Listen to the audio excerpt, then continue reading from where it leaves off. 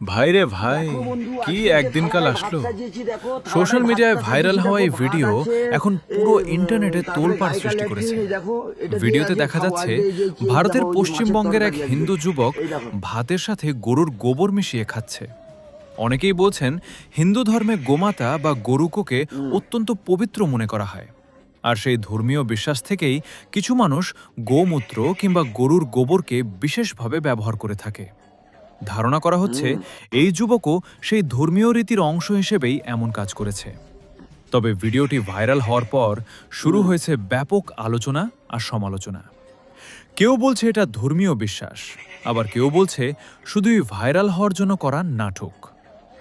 বর্তমান সময়ে সোশ্যাল মিডিয়ায় ভাইরাল হতে মানুষ কত কিছুই না করছে। আপনার কি মতামত?